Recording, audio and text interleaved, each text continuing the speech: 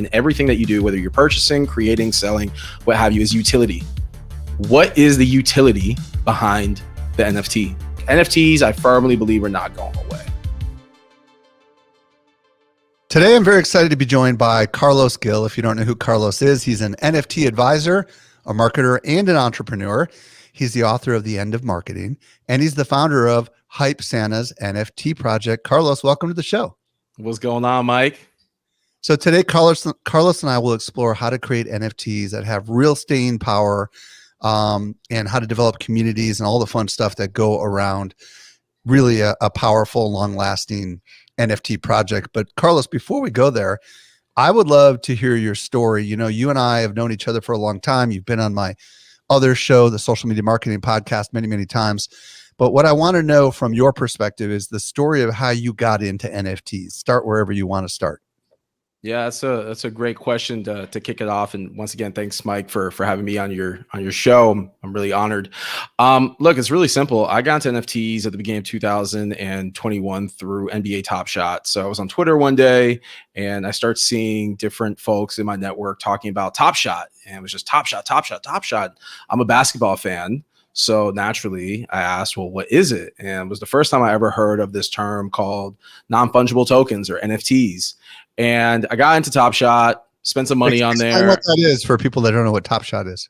So NBA Top Shot are highlights, essentially. They are player highlights, somewhere about 5 to 10 seconds, and they showcase the best highlight of a player from a set period of time. So, for example, if you want to own a highlight of LeBron James or Kevin Durant or your favorite basketball player from your favorite team, you can actually buy licensed NBA highlights and have ownership over those highlights.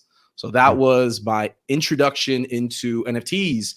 And it didn't take too long for the newness of Top Shot to wear off.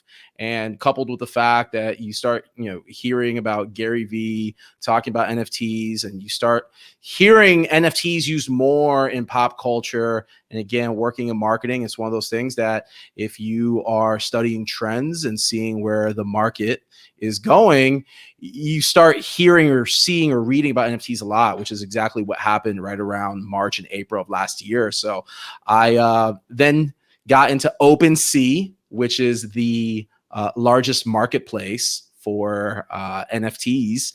And that was really where my life as a investor and now creator of NFTs really began. So it was NBA Top Shot that really introduced me to the whole space of owning digital assets. Granted, I'd purchased crypto in the past, but actually having like a tangible digital asset that you can see that's backed by crypto, started on Top Shot and then led into OpenSea. Well, and along the way, you got involved with some projects. Talk to us a little bit about that too, because we want to get up to Hype Santas, but you got involved somehow with your marketing background, working on different projects. Tell us that story as well. Yeah, absolutely. So I started in different NFT projects and put some money here and there. Again, NFTs, for those that are new into the space, backed by Ethereum for the most part.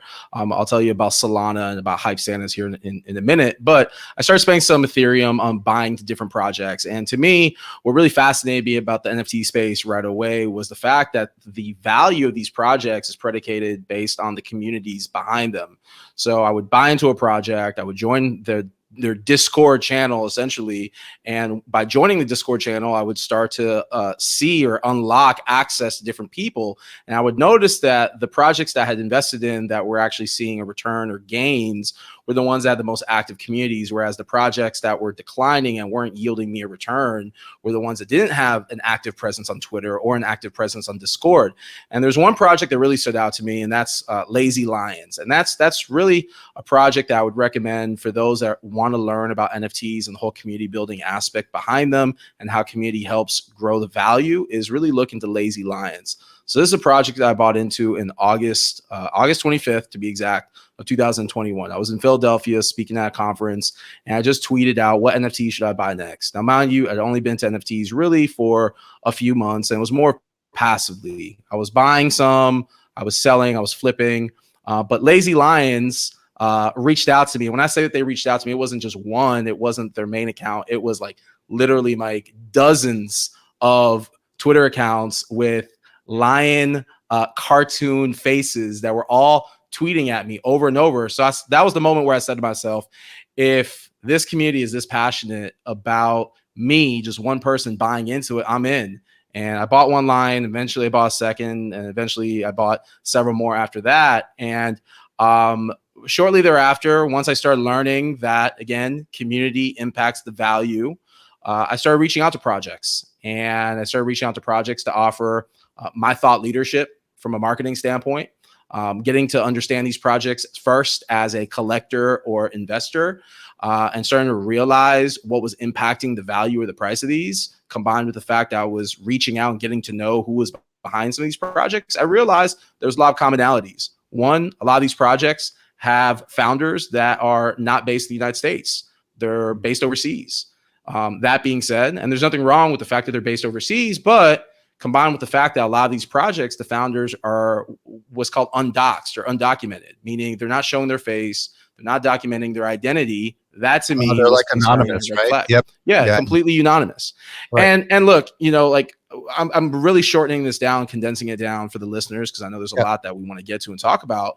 But I bought into projects that were what's called rug pulls, where you invest money, you think that you're getting a good NFT, there's a lot of hype around it, and then all of a sudden the devs disappear and the project goes down and you lose your investment. That happened, unfortunately, to me a couple of times. You know, there's some different projects that I've bought into that I've made some good capital from, but there's also projects that I've lost. So it was, again, this learning experience of discovering that there's projects that the founders are overseas, they're not documented, their social media numbers look completely inflated. So I really started doing my due diligence. And before I'd buy into a project, I would just approach the project on Twitter and try to have a conversation.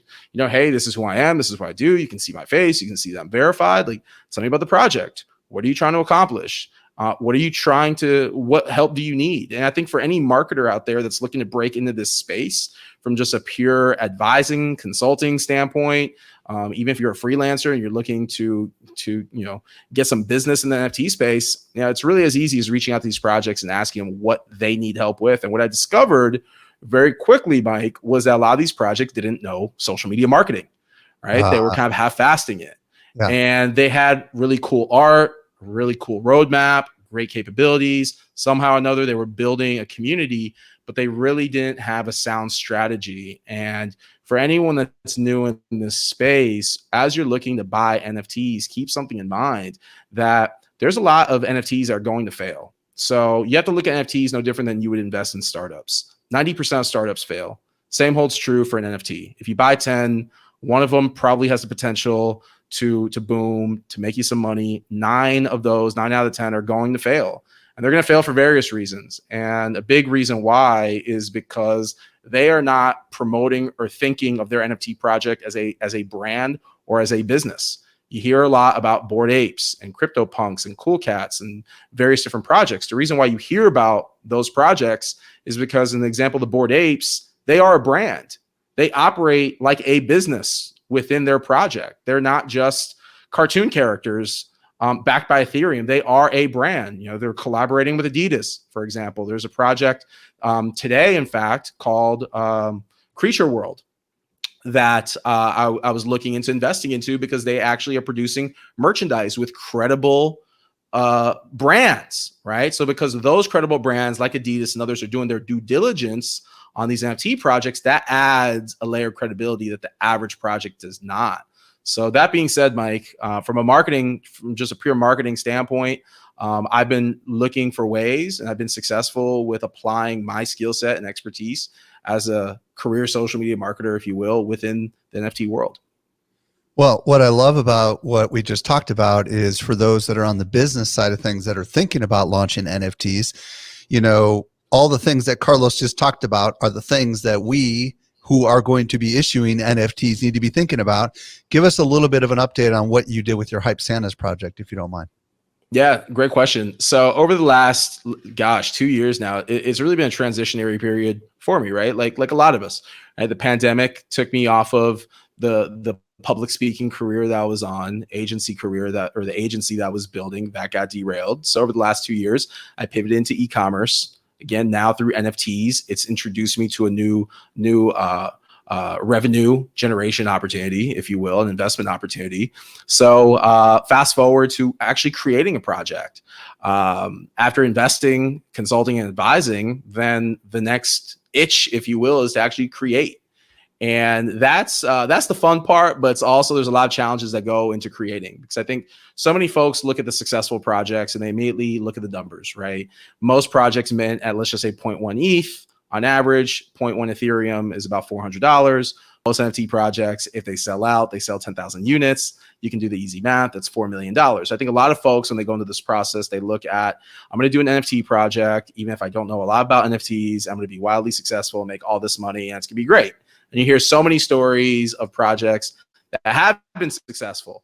You don't hear too much of the projects that haven't been successful, because a lot of people like to typically sweep those under the rug. So I'll tell you in full transparency how I got to the point to start a project and what I know to be true from actually going through the trenches. So my brother-in-law, who's also my business partner, and we started an e-commerce business last year, formed great relationships with that business. And we started thinking at the beginning of this year, like, how do we pivot? What do we do next? Because selling masks through our company, Outlaw Masks, isn't necessarily going to be something that keeps us afloat all throughout 2021 for various reasons. So that's really where we got the itch to start getting into the business of creating NFTs, but very specifically creating NFTs around wearables that consumers can use in Decentraland. We are in the process of opening up a sneaker boutique here in Florida where we live. So we are also big proponents of charity and of giving, specifically giving to the homeless. So our brand that we're building is called The Hype Section.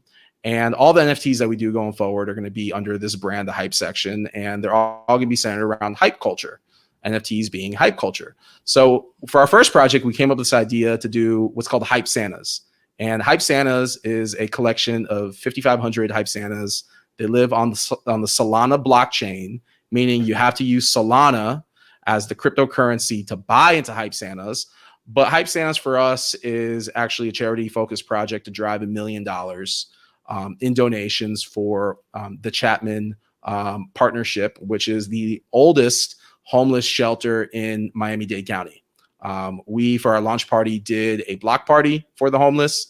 We gave out over 300 toys to homeless families, food, and through our relationship with Chapman, we are going to be using Hype Santas as a vehicle to be able to give to the homeless throughout all of 2022 and beyond. So that's a very long-winded way to say, awesome, Mike, that I've discovered that NFTs, needless to say, generate a lot of revenue. They have the potential, I should say, actually, to generate a lot of revenue.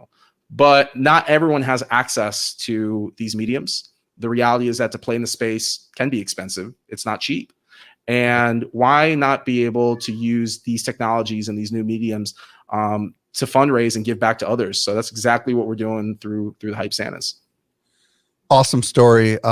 So much great stuff there. And I'm glad we went through all that so everybody understands all the experiences you've gone through in literally less than a year. For the creators or entrepreneurs or businesses that are listening right now that are thinking about starting their own NFT project for their business, why should they consider it if they're skeptical? What do you want to say to them? First of all, yeah, it's really important that before you get into the business side of creating, you first understand the business side of investing.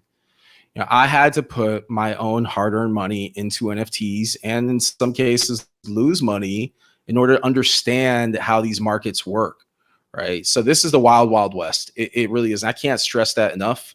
Again, you hear so many of the upbeat stories of people making millions of dollars in this space. Unfortunately, you don't hear about the other stories in between. So I'm going to tell you that you are assuming risk, right? When you buy an NFT, you are assuming risk, just like buying a stock, just like gambling. I hate to call this gambling because it's not, but right, you're making an investment into a digital asset that has the potential to either go up or go down. So it's really important that you understand what makes these projects succeed. And I'll kind of break it down if it's okay, Mike. What makes a project succeed at its core isn't the art, because people aren't buying art. They're buying access. So if there's a community in place and that community all has a vested interest in those digital assets going up in value and helping what's called the floor rise, then the project is going to succeed and take off. If the community loses interest for a variety of reasons, and a lot of it has to do with the leadership, the developers, then that community is going to move on to the next project. The NFT space is extremely fickle, very, very fickle. And projects that are hot today might not be hot 3 months from now. So it's really important that you have a firm understanding when you're investing your own hard-earned money into this space, what makes an NFT go up or go down in value. So that's the investment side. The creation side is what I've gone through firsthand in the last just couple of months, going through the process of creating an NFT project of my own. It's probably the hardest job I've ever had to do, to be frank with you. Wow. And the reason why it's hard is for a couple of reasons. One, you're having to train people that have never purchased an NFT in their life or even heard about what an NFT is. You're having to train people at scale very fast in terms of why they should let go of their money to buy something that they don't know about, don't believe in, or have no experience in buying. And that's very challenging. And if you look at some of the more successful projects out there, I'll give you an example. VeeFriends by Gary Vee. He did a really good job educating his followers for about a good month leading up to the launch of VeeFriends, of how to buy Ethereum, how to set up a Coinbase account, how to set up a MetaMask account, how to mint. Like, he educated and trained his followers. I went through the mistake, again, just going to be transparent. I went through the mistake of sending emails out to my email list without ever polling them once and asking them if they're even into NFTs. So I made a critical mistake of not segmenting my audience. Instead, I assume the people that are on my email newsletter list are marketers like me. They're used to consuming content all the time, hearing about NFTs. They probably own NFTs. I learned very quickly that's not the case. So again, like, I'm sharing this transparently so others out there listening don't make those same mistakes. So one, the hard part about this is educating the masses who aren't necessarily aware. The second is wait, let me pause you for a second. Sure. Remember what you were just going to say, the culture side of it, and we'll come back to that. Before we get into the struggles of NFTs, I just want to back up the train a little bit on what's the possible advantage to a business. Like, what's the upside, right? Because I don't want to freak everybody out and have them just stop listening. Because, if this is done right, what's possible? Why might they want to consider something like this, assuming they follow everything you're going to tell them later on? One, it goes without saying that's another revenue stream for a business. So first and foremost, you take a big brand out there like Pepsi. They recently rolled out an NFT project. They gave it away for free, but Pepsi's making money off of the royalties, meaning the secondary sales. So even if you create an NFT and you list it for $0 and you give it away, which is what I foresee a lot of brands here and now going forward will probably do. You give away an NFT, you let the market decide what the price of that NFT is. Once that NFT starts to gain traction and starts to sell for whatever price it sells at, the creator gets the royalties deposited in their digital wallet. So one, NFTs become another stream of revenue for a company. The beauty of monetization of NFTs is it doesn't require production of material goods, shirts, physical goods. There's no production required. It's just all digital assets. So if you have a great graphic designer, someone understands creating smart contracts, being a good developer, you're off to the races. Obviously, having marketing skill set helps. I'd say the second is exposure to a new audience. So again, we're going to talk about the culture of NFTs, but you're able to potentially tap into a new audience. Look, my activity on social media in terms of inbound and outbound has skyrocketed, more so than most of 2020 or the beginning part of 2021. A lot of that has to do with the fact that now I'm tapped into a new community of not social media marketers or people who are into tech or startups, but I'm actually connected now with people that are into NFTs, which I'm discovering there's some overlap between these communities, but my followers have gone up. My engagement is through the roof these days. So again, from a brand standpoint that potentially has millions of followers or hundreds of thousands, imagine now being able to tap into a new segment of consumer that didn't know that you exist and that you didn't know that they exist. One of the struggles, and this, kind of putting on our social media marketer hats for a second, Mike, I'm sure you hear this all the time. Like, one of the struggles that brands constantly have is the algorithms and decreased organic reach and, decreased organic engagement. So by tapping NFTs, even if you're just buying an NFT, Let's say you buy into a top project like the Bored Apes, which you're starting to see a lot of brands do, or CryptoPunks. Just buying into that project, the shout outs that you're going to get by tweeting out your NFT that you purchase, the earned media value that you're going to get from that alone is probably going to supersede the cost of actually acquiring the NFT itself. So I think, again, the monetization play, but also being able to reach a new audience and gain, additional reach, earn media out of it. I think that in itself, from my standpoint, at least, is the justification for brands, even if they're not creating NFTs, but just get into the space. Well, and the other side of it is, if you create an NFT for your business, no matter whether you're big or small, those that buy are probably going to be your super loyal customers anyways, right? And they're going to feel even probably more bound to your brand because they now have purchased something that has perceived value in their eyes, and they'll become super fans, right? And they can unlock other things, other exciting things, which I'm sure we're going to get into a little bit. Okay, so get back to your culture thing. And then I've got a bunch of more questions I want to ask. Yeah, it's all good. So, again, like the culture in the space is very different from where I believe, like, you and I, and probably those listening, like where we've come from a social media standpoint. Obviously, for you and and I would assume most of the social media examiner community, Instagram, Twitter, Facebook, LinkedIn, TikTok, Snapchat, those are the go-tos. In the world of NFTs, first of all, the majority of consumers that you come across operate anonymously. That means they're not using their government name, or their profile photo is not a picture of themselves. Like even myself, if you go to @CarlosGil83 on Twitter now, it says Carlos Gil instead of Carlos Gil. It has my carlosgil.eth, which is my ENS address, actually as part of my username. And it has a hype Santa as a photo. So like I'm, guilty by the same association, being a part of the culture, drinking the Kool-Aid, right? So the culture in the space it's all about decentralization. Not having to use your face in order to transact or do business, which personally at first took me a little while to get used to that aspect of it, not knowing what people look like. Now I like it because there's no prejudice and there's no judgment when you meet someone. You're literally a part of a community and you're engaging with people. That's the beauty of this space. You're engaging with people because they're just people that are passionate. So that's one, right? Is understanding like that aspect of the culture and not getting weirded out by it. I'd say the second is this community primarily using Discord as a medium to engage. And Discord is a social network, right? Like in the talks that I've been doing over the last 6 months, I've been sharing with marketers, like, if you're not familiar with Discord, make yourself familiar with it. It's a social network. It's just one of many that exist now. But again, if you're trying to tap into the NFT community, it's a necessary evil. You have to use Twitter in combination with Discord. So going back to the question around how do marketers get in this space, you have to understand the culture. What you've done up until this point in your career doesn't necessarily translate A to Z in this space. There are some aspects of your career as a marketer that will align.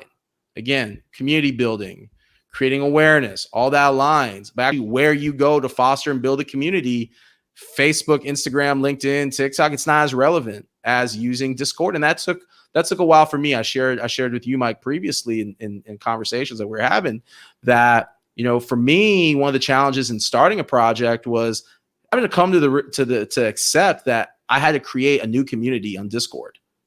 Right. Which is literally like hitting a reset button and driving people over to a new medium, which really seems counterproductive when I've already built a following on these other channels.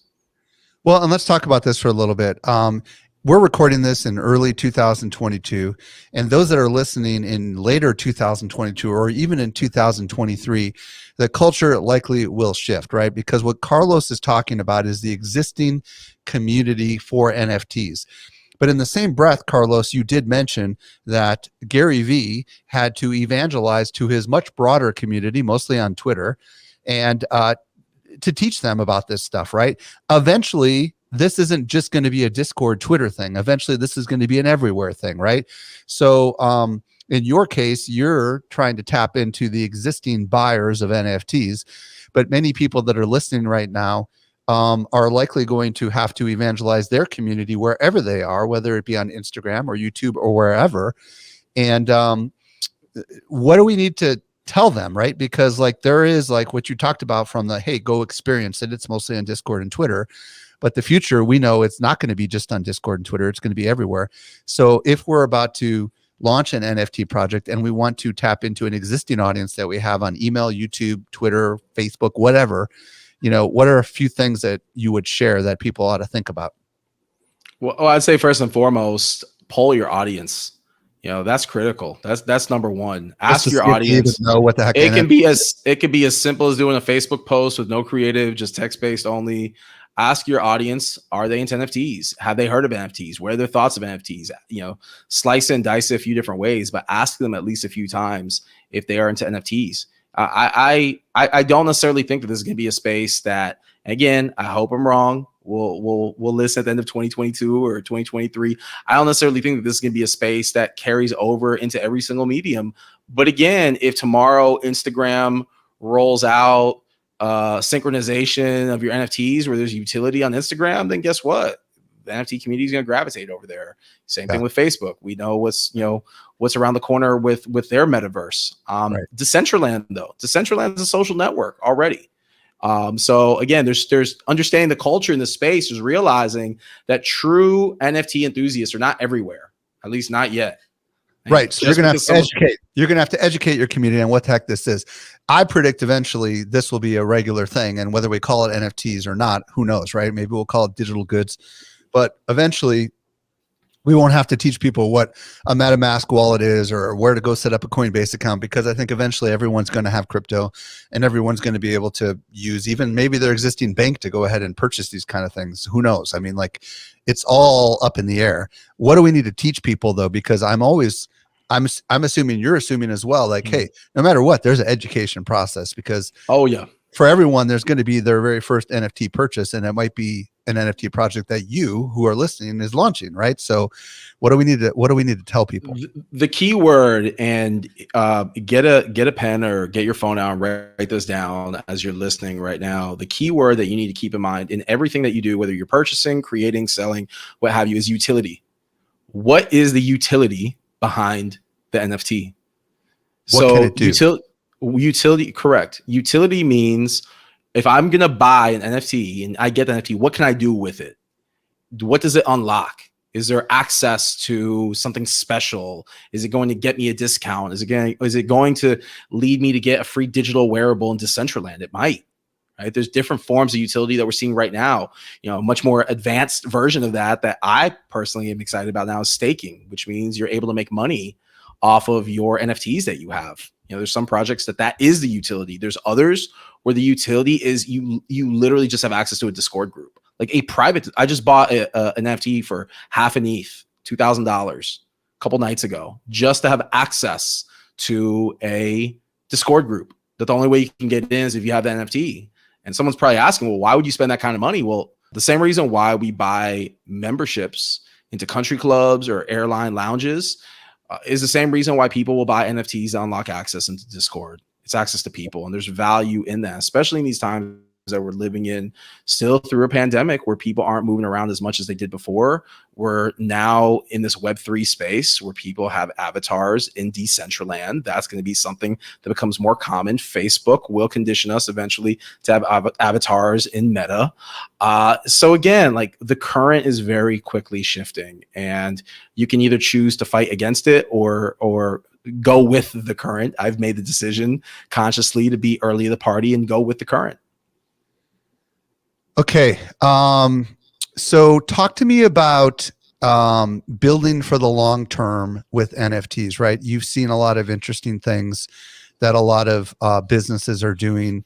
And you also mentioned earlier, like, there's a lot of projects that just kind of fade because they're not really either actively involved with the community, or they're not providing value, if you will, to the quote unquote people who purchase the NFTs, right? The investors or whatever you want to call them.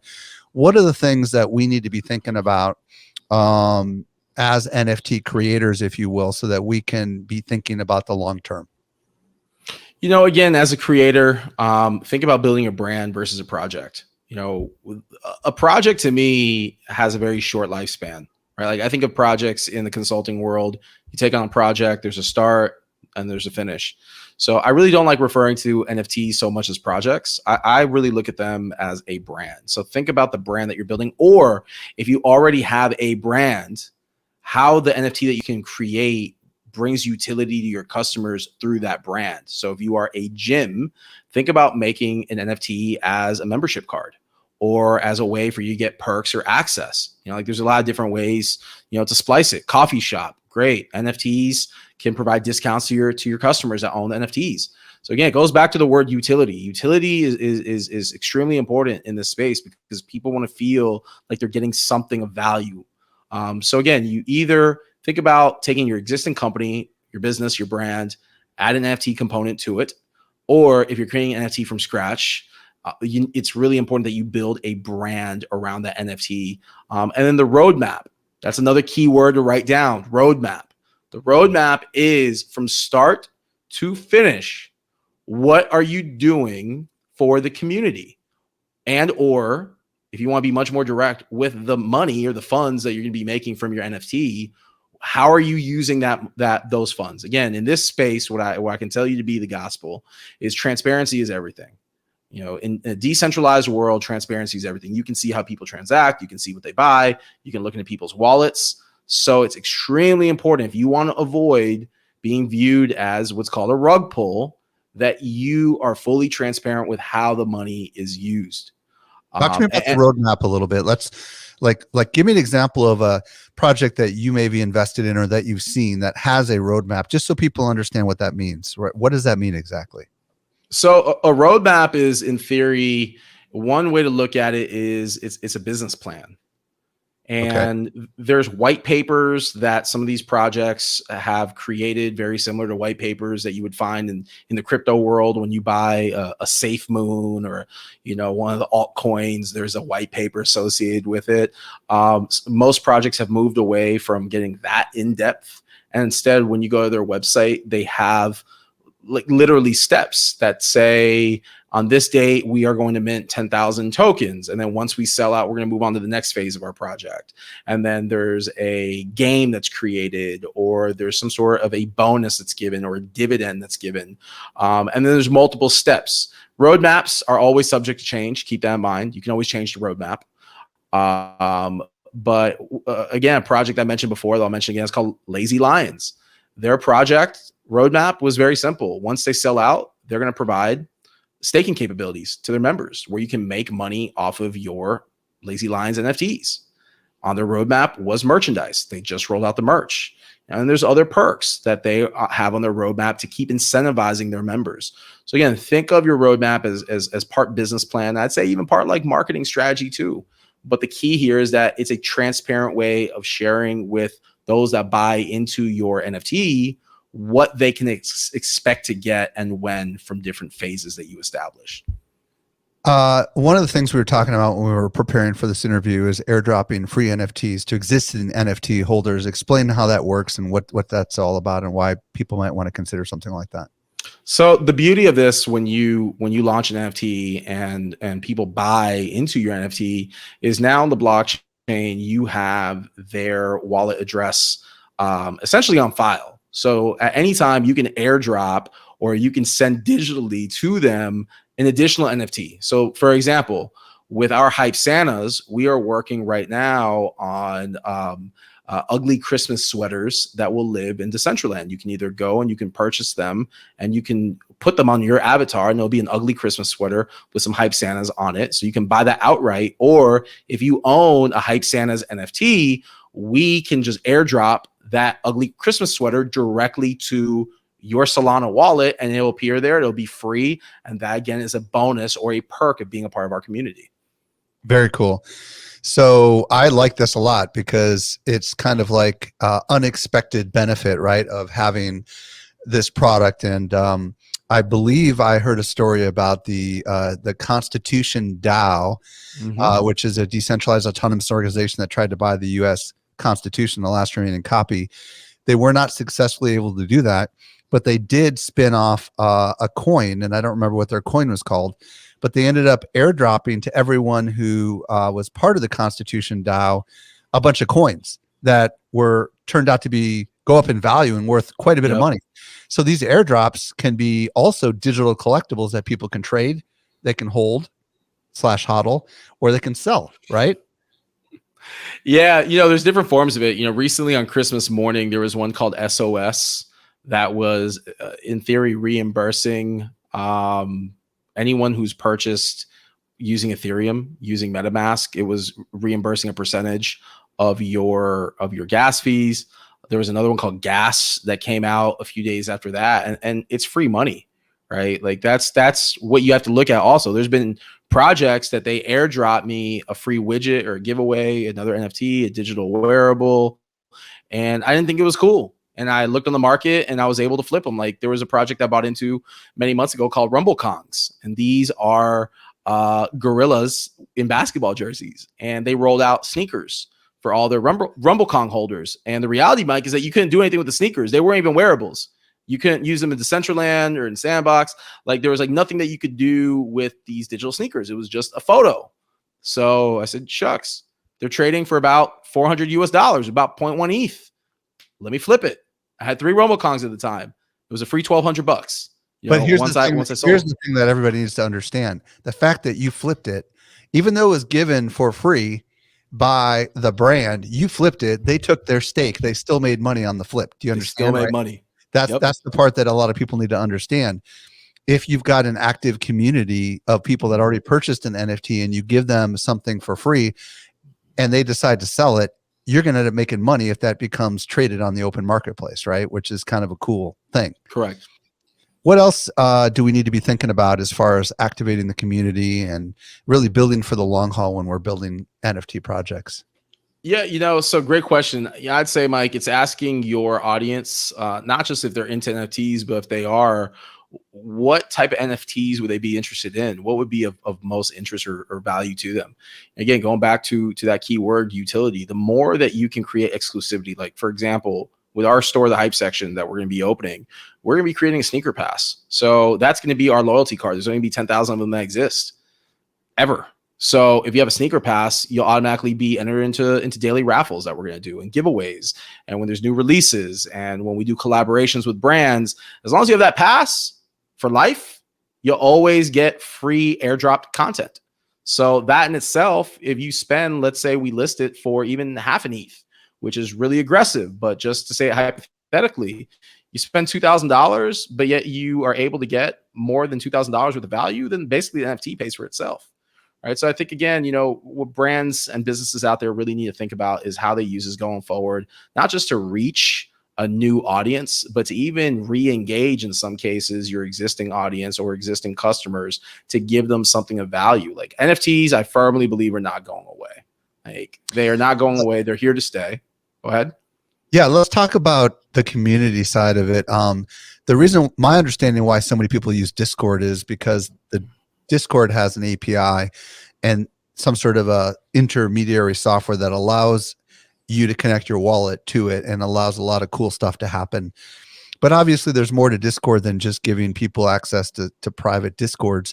What's some of the stuff that you're seeing happening inside of Discord or any community for that matter in order to cultivate the community side of it? Because that's another part of it as well that's really important, right? Yeah, the part that I see a lot, Mike, within Discord is the pumping of projects. For those aren't familiar with that term, what I mean by pumping is you have members of the community that are very passionate about raising the price of the floor. So they will literally be in a community telling everyone to delist, to buy the floor. It's a game. What does delisting in many cases?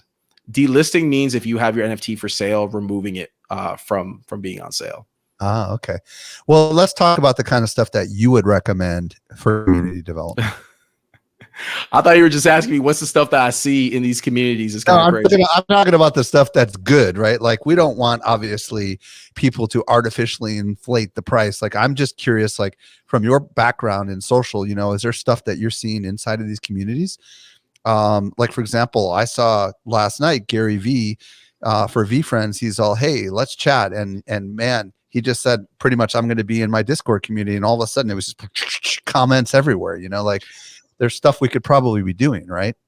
Yeah, there's really cool features that Discord offers. Such as like you just said, you can do video chats, you can do voice chats in there. So I'd say again, getting someone, Gary Vee's a great example of it. Look at what he's doing with V Friends and use it as a model in your group. It's all about community. And what I love about Discord, again, when I started this journey, I wasn't as much of a fan because I saw it more as a nuisance. Whereas now I get it. Like Discord combined with NFTs is really putting the social back into social media. It's forcing people to socialize again, have conversations, expand their network, follow each other.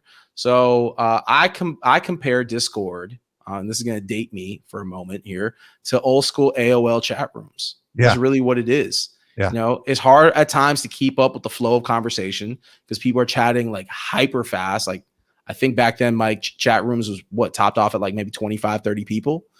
Some of these Slack might be a better modern day example. Don't you feel like it feels a little bit like Slack? Of AOL chat rooms? No, like Discord and Slack feel very similar to each other.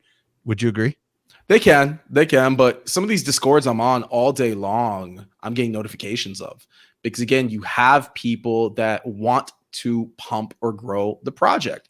Right. And I find the activity being disruptive. However, if I'm a owner in a community and there's other people that are marketing the brand, then that's great, right? Because they're making my job much easier as just a investor, if you will, or an owner in that project. But I'd say again, if you are looking to use Discord, you have to create an exclusive space to give people information and a sense of community and belonging that they don't get by following you on Facebook or on Twitter or on Instagram. And I think that's really the key. How you do that, how you curate that experience. That's the tricky part. You have to have a community manager or a couple of community managers that are dedicated. If you look at our Discord, so if you go to discord.gg/hype section, you will notice that we have in our main server, we have different sub-servers or sub-channels. So we have it broken down by category. So if you are into NFTs, there's a category specifically for NFTs. If you are into watches, sneakers, sports betting, there's different categories that we have broken down that you can go into and you can participate in different conversations. And I think again, for businesses and brands that do this, where now you can segment your audience based on interest, there's a lot of marketing power and there's a lot of value. Put on your future cap, if you will, and think 5 years down the road. It's January of 2022 as we're recording this. Where do you see this all going? Well, it'll be interesting to see the capabilities that Apple glasses provide for us. There's some folks that, I don't know if they have intel from Apple or if it's just pure speculation, but there's some folks that have shared with me that eventually you'll be able to walk around outside as your NFT. So you'll be able to walk around as a lazy lion, or you will be a bored ape or a mutant ape, which is kind of scary and crazy at the same time when you think about it. People being at your conferences, Mike. And when I see you, to me, you don't look like Mike Stelzner anymore. You look like the NFT, like the Cool Cats NFT that you purchased, or I look like a mutant ape, right? So I think we're headed to this world where what's reality and just that word real is very much blurred. I think the real metaverse isn't a website. It's not Meta. It's not Decentraland. I think the real metaverse is the world that we live in, which is a blend between the internet, so the internet world, and the real world. And historically speaking, as long as we've had the internet, those are two different places. In my book, Then to Marketing, one of the distinctions I make right out of the jump is that we live in two parallel universes. We live in the real world, which is where I am and where you are, and then our online avatars live on social media or the digital world. They are not the same place. And I think what the metaverse is the merging of both of those worlds, where NFTs, again, will unlock access, but they will also provide a new sense of identity. And again, if you look at where the world is going with technology, augmented reality, virtual reality, it's just a matter of time before these technologies really, they've already taken over our life, but now they will become who we are. Awesome, Carlos. Tell everyone where they can discover more about you and the best way to reach out to you on the socials. Yeah, so the best way to reach out to me is on Twitter as well as on Instagram. My username is Carlos Gil 83, and that is Gil with one L. Awesome. And then if they want to check out your NFT project, is there a place you want to send them? Yeah, absolutely. So first of all, if you have any questions with regards to NFTs, feel free to reach out to me directly. If you want to check out my NFT project, Hype Santas, go to hypesantas.com. And, if you need any recommendations, I can't provide you any financial advice. I'll just say that in full disclosure. But if you need any recommendations or tips on just the space in general, some different projects that you're thinking about, feel free to hit me up. Carlos Gil, thank you so much for answering all my questions and sharing your experience with us. I know for a lot of people, this has been really, really insightful. Thank you so much, Mike. It's always a pleasure.